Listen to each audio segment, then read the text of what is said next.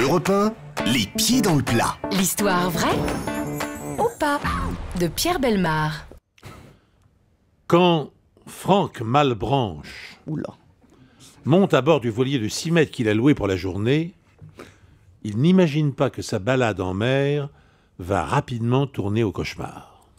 Certes, cet homme de 36 ans est un marin peu aguerri, mais au large des calanques marseillaises, la mer est d'huile et le temps magnifique. Après s'être éloigné d'1 mille, Malbranche découvre avec surprise que la Méditerranée est une mer capricieuse. Un coup de vent brutal déchire la grand-voile et pousse l'embarcation sur la crête des vagues. Puis c'est au tour de l'été du phoque de se briser. Peu après, le moteur roquette et tombe en panne. Le moral du skipper faiblit encore lorsque, 1 heure plus tard, à 500 mètres de la côte, il constate que la coque prend l'eau et que son téléphone portable flotte dans la cale. En agitant les bras comme un sémaphore détraqué, le naufragé s'attire l'indifférence des terriens et le mépris des mouettes. Bientôt, la nuit tombe.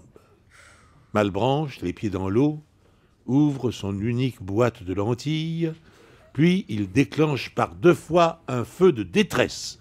Résultat, il se brûle la main sans être vu de personne. 4 jours plus tard, les sauveteurs le découvrent, déshydraté et comateux, gisant sur le pont de son voilier. Admis dans un hôpital de Marseille, Malbranche a commenté son aventure avec philosophie. « Je ne suis qu'un Auvergnat, après tout. Cette balade en mer m'a confirmé que je n'avais pas le pied marin. » Alors, nouvelle histoire de Pierre Bellemare. Aurélien, est-ce que vous y croyez à cette affaire? Moi j'y crois, oui, c'était sincère. Oui, c'est vrai, mais Pierre Bellemare est souvent sincère et il arrive à mentir en étant sincère. C'est ça. C'est sa force. On écoute la révélation de Pierre Bellemare. Voici la révélation. Oui, bah calmez-vous, ça va. Ça va.